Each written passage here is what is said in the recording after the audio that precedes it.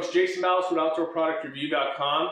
All right, that one tutorial that we went through, I showed you guys how to set your nocking point, put on a string loop, which is right here. We're using Expeditions bow for this. The next thing we're going to do is I'm going to teach you how to put on this QAD Ultrarest. Now this is a drop away rest, and in some future ones I'm going to actually show you how to tie it into the downward cable. But on this one, we're just going to use the equipment that comes in this box, so I can show you that they have everything that you need in here to go out and be successful. So if you're going to be installing one of these, watch this video.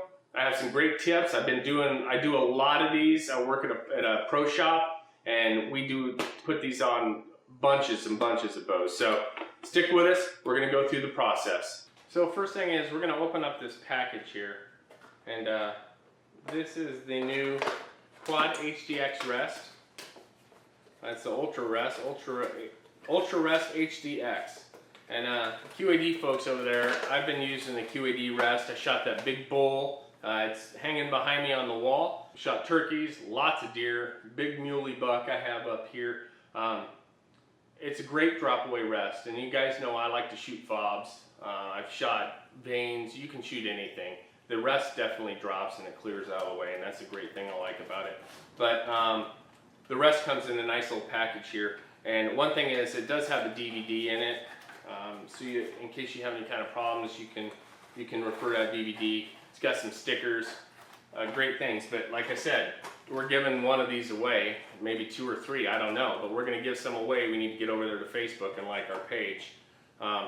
The package, pretty simple. Comes with a nice SOG knife, so it's like a QAD little mini SOG knife. Nice pocket knife, which is something really nice. It says SOG on the side, so that's cool. And it's razor sharp, believe me, I've got another one of these. So set that to the side, but what you're going to find in it is you're going to find your rest, and this one's orange like I said, and the cord for the drop down will be wrapped around it. And then all your little tools. It even has an Allen wrench in there for you, so you have an extra set of forks in case you wear one of these out. And I've been shooting these, like I said, forever. If I look over here, I've got the older HDX model, and that's the original forks on there. And I've shot, I don't know, probably 1 million arrows through it, and they really last. I got a couple other ones down here, so. Lots of great products, and I'm going to be putting these on. The reason why I never used these before in a review is for quick and easy setting up the bows, but this year I talked to them at the ATA show, and I said, you know, I'd really like to put drop-aways. It takes a little bit more time set up for our bows, but I think that you guys will be able to appreciate the fact that we're using quality product on a bow for the review. So there's nothing going to be touching that arrow for the speed test or anything. But simple, you unravel the string, pull it down. You have to open up the package, which we will use our new SOG knife for. All right, cut that open. I'm just going to cut it through.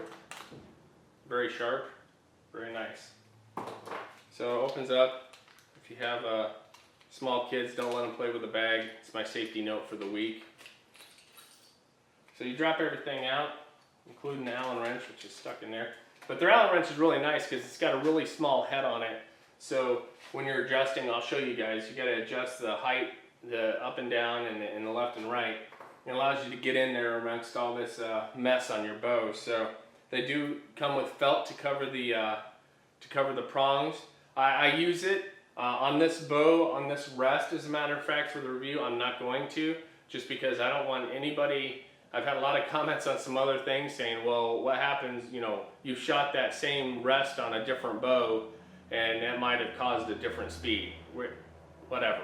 We're not going to go there. We're going to just keep this out. We'll put it on it when we're done, when we'll be using this one for the hunting bow, whichever bow we decide to keep this year, because we're going on an elk hunt in Colorado.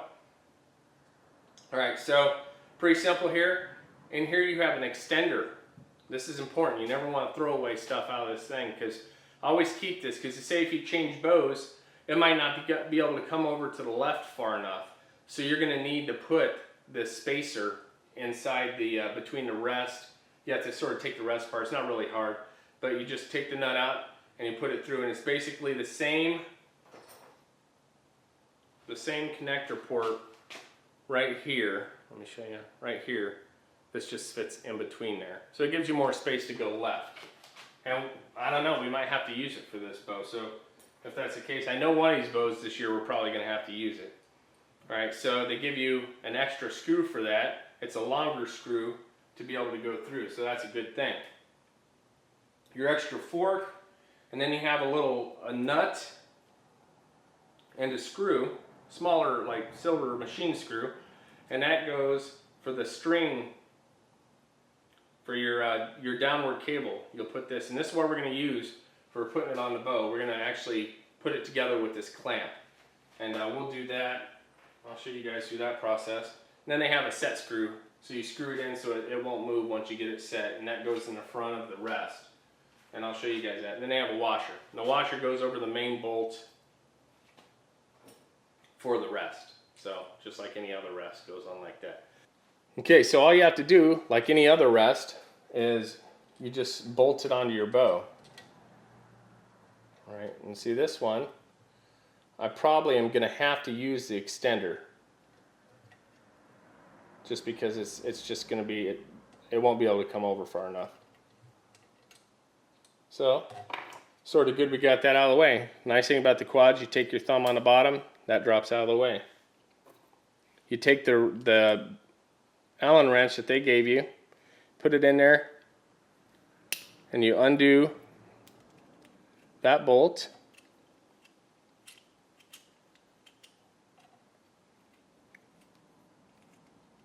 And your rest comes apart just like that. So you take your spacer, and this is the plastic spacer. It goes on this.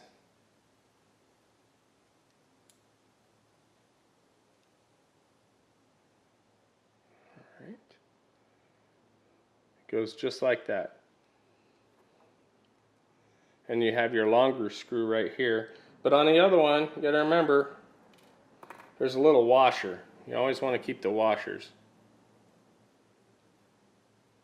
So I put that on there. I'm gonna sort of put my rest back together a little bit.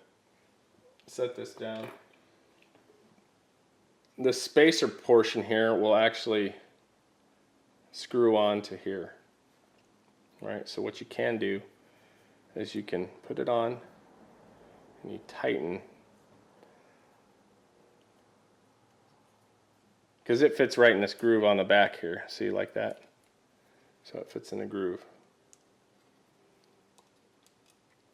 And all this is used for, the spacer, is be able to bring the rest over to the left, which is important, as we all know.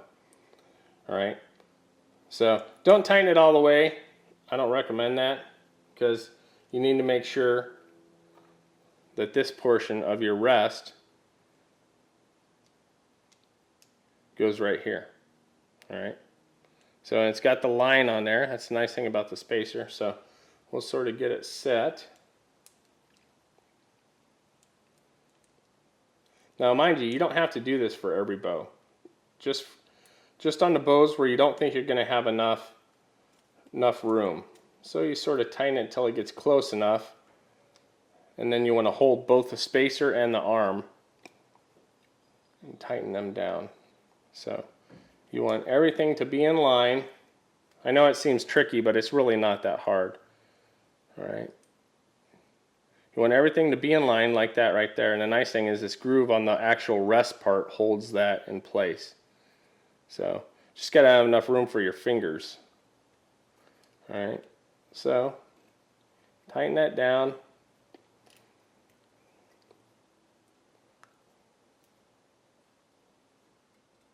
And see how it crams together.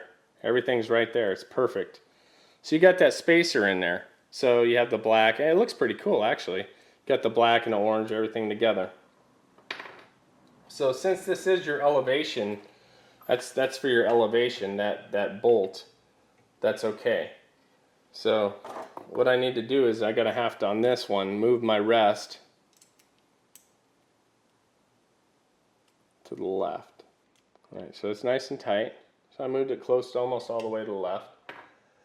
And then you get your main screw here. And on this bow model, I'm going to have to put it in the back one.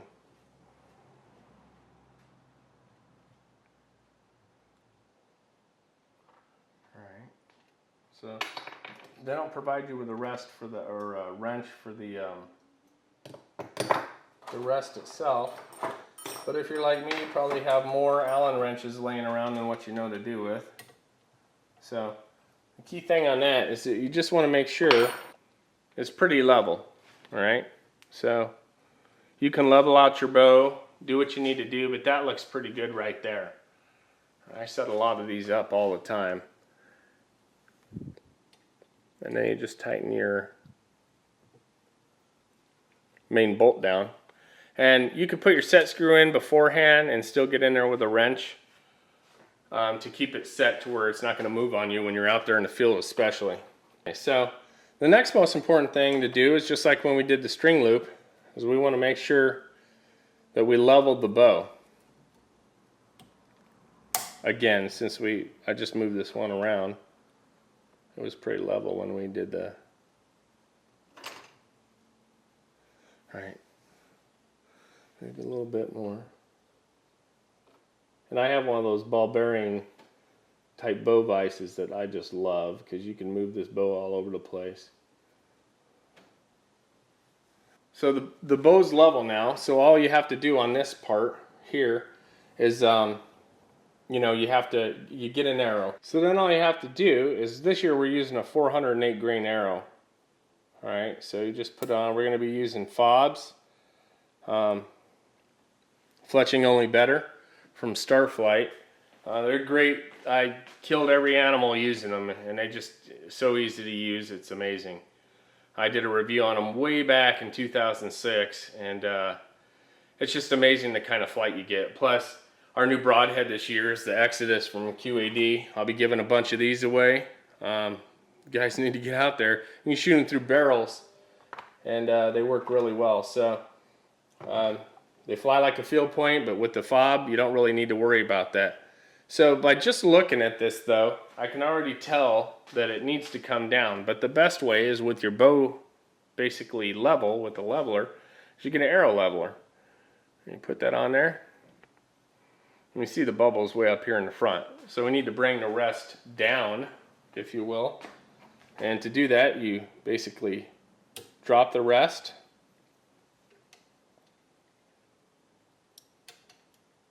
And we undo that one screw just a little bit, not too much. That little bolt, just to bring it down. And I brought it down a little bit. We'll see how that is. Just make sure you always tighten it. You don't have to tighten it all the way, but you want it snug when you're testing to see where it is. So, looking at that, all right, the bubble's a little high still. I actually like the bubble on the arrow to be touching the black line on the back.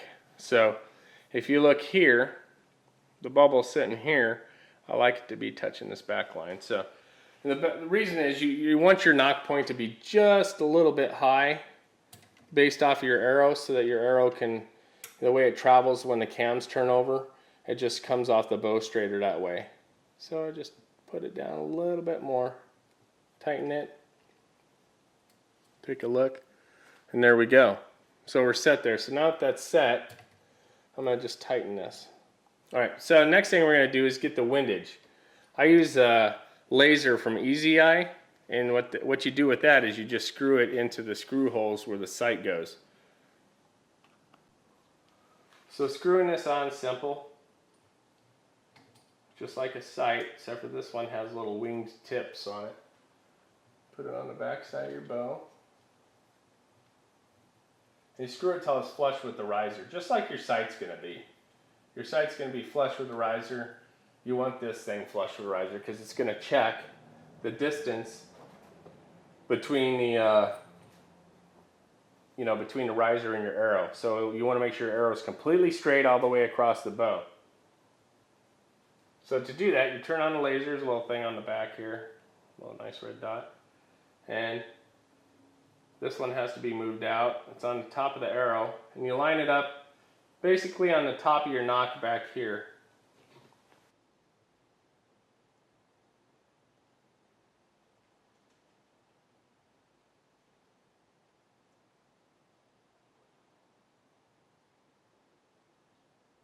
So you line it up so that it's basically in the center of the string. All right, and that's going to show where your cam rolls down. So you just take and you run the laser down the length, because it's straight, and you run it down the length of the arrow. But seeing as how this one needs to move left, we need to adjust for that. So you turn off your laser, and then this one you don't have to drop it down.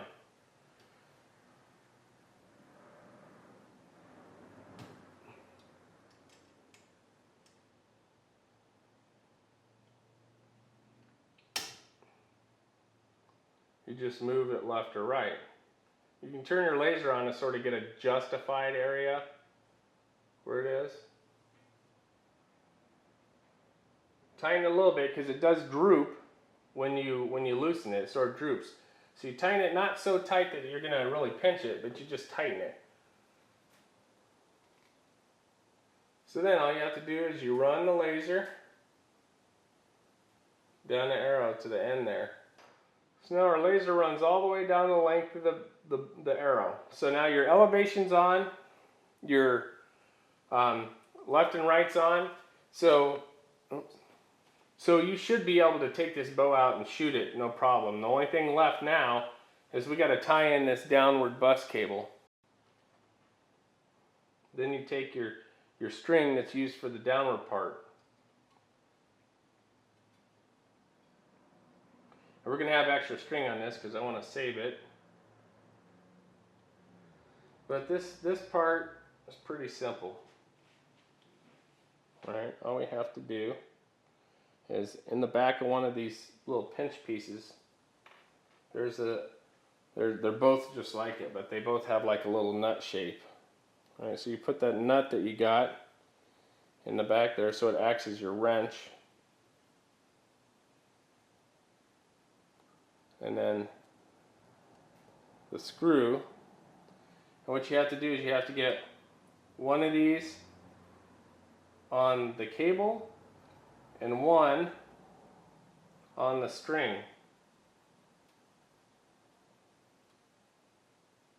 So you can see right there, it just clamps around the string and the cable.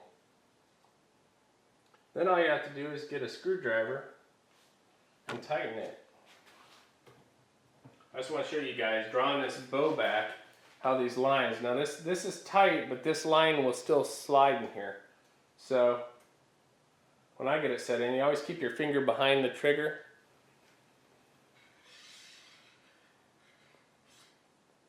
So it draws back. You see how the two lines match up right there? I don't know if I can show you guys. On the rest, you see the two lines that match up from the downward cable. Pulls down on the rest and matches those two lines up. So you come down off the bow, and real simple, all you have to do is you just pull this through maybe 1/16 of an inch. You can tie a loop in the bottom of this so it won't move, but what we're going to do is we're going to really tighten this screw down right here, and you could tie a loop here so it won't pull through, but we're going to use the same rest on all the bows. So we'll tighten this down really good, and I think we'll be rocking. So that's how you do everything. You tie in your string loop, you put the rest on, so now you have a good bow with a good drop away rest, using our good release here.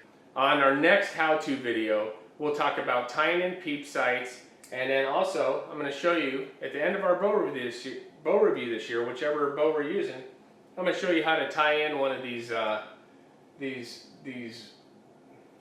how to tie in the cable for the QAD HDX. Make sure you like us on Facebook though. We're giving away broadheads. We got some releases. We got the QAD HDX. If you guys want to get a certain color, you'll just have to let me know. and we'll get you that rest. So tell you what, for Outdoor Product Review, I'm Jason Ballas. We'll see you guys on our next tip, or hopefully on our next bow review. 408 grain arrow this year.